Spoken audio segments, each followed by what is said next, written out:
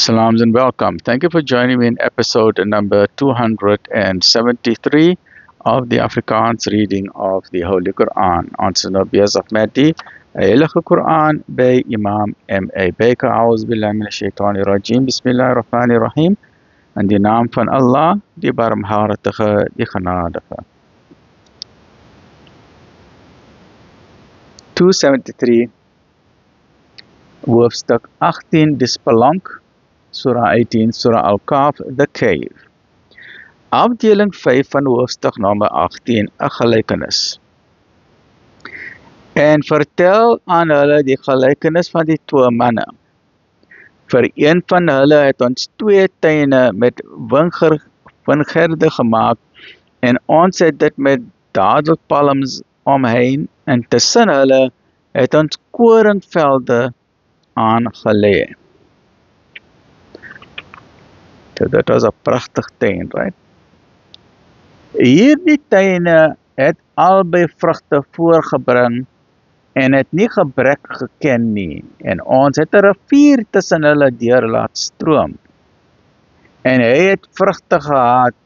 Aan sy maat het hy gesê, terwyl hy met hom geargumenteer het, ek het meer rykdom as u, en my volgelinge is magtiger.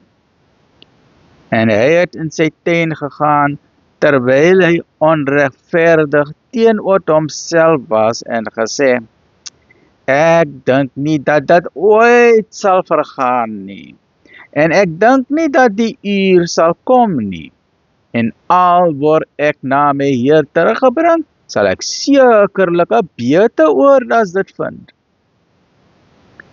Sy maat het vir hom gesê, terwyl hy met hom gerede kwale het, glo u nie in hom wat u uit stof geskape het, daarna uit 'n sperm, en u toe 'n volmaakte mens gemaak het nie?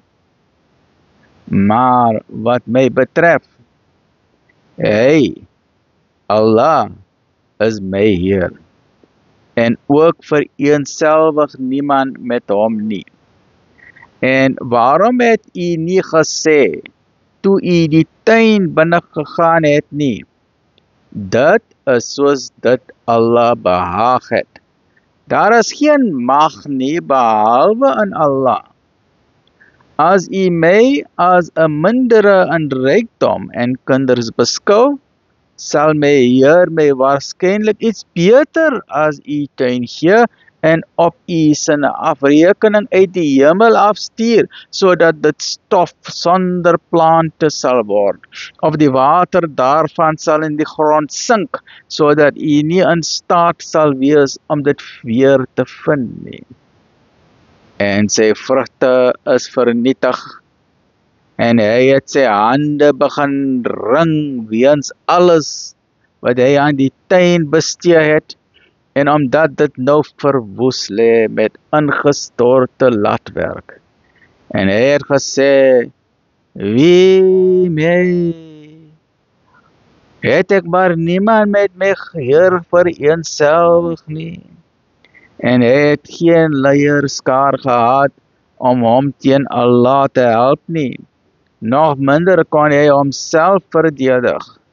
Beskerming kom dus alleen van Allah, die ware. Hy is die beste beloning en die beste betaler. 273.